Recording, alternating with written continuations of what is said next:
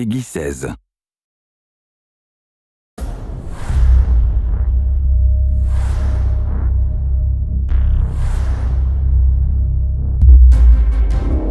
The opportunity to work in the Batman universe is a real privilege. There's a huge level of expectation. You want to create something that stands up with all of this other great fiction and Batman lore that's been told over the years. It was such a great concept of Batman being victimized by all the characters. The potential for conflict was limitless. You will die. I think the stakes are much higher here. Joker has a lot less to lose. He was sick in the head before, but now his body is sick as well. I've just had a horrible thought. We could both actually die here tonight. The whole series is kind of like living in this crazy, dark world where you don't really know who's really a good guy anyway. You must show you are willing to take a life. It's got a really fantastic, gritty flavor to it. This game is totally badass.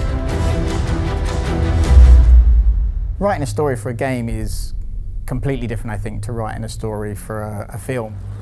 We're regularly writing hourly crescendos in our story to keep people playing, to keep them interested. And then obviously the long-term story arc, you know, Batman's poisoned, what's going to happen, he's dying, Joker's dying, where's this going? If you wanted to be cured so badly, you only had to ask. The great thing about Batman's Rogues Gallery is that everyone's a bit different, everyone's out for their own end, and all those things they're trying to achieve are slightly different. Bring out the defenders! What got us excited is what if you have this huge district of Gotham and then you put all of these supervillains into it. That was where the genesis of the story was.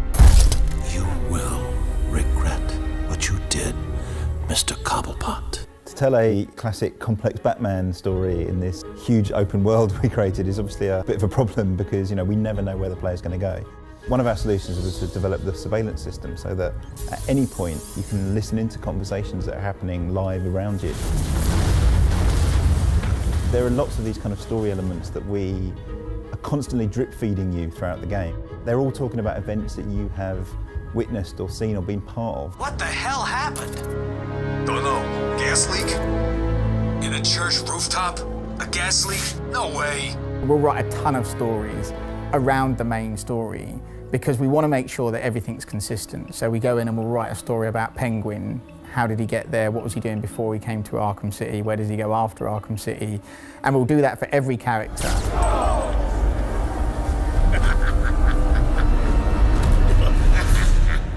We always thought Penguin was going to be, you know, a hard character to put in our game, you know, because traditionally, you know, he's this little guy, monocle, top hat, which, you know, looks great drawn, but when we put him in 3D, it just wouldn't have worked. Our very first conversation on Penguin was, you know, we should make him this kind of Cockney gangster. And then I think I joked we should shove a bottle in his eye for the monocle. And I don't know if it was Jim or someone from DC, it straight away went, that's awesome, let's do that. And you know, it's that kind of relationship that really helps us take these characters and push them to new places. Are you gonna be a good boy and give up nicely? You're not giving orders here anymore, Cobblepot. Anyone who's finished Arkham City will know that, you know, it doesn't end well for Harley Quinn, and you know, she's now got a bit of an axe to grind with Batman. Surprise, B-Man! With the DLC, it's enabling us to tell the story of Harley Quinn's revenge that follows shortly after the events of Arkham City. The player actually switches roles between Batman and Robin, the two kind of working cooperatively. You're late, Batman. Late, late, late. We spent so long working on the mechanics, working on how to tell stories, building the characters, you know, building this playground. We could almost be more ambitious and create a storyline that ties up loose ends and really makes sense in our universe.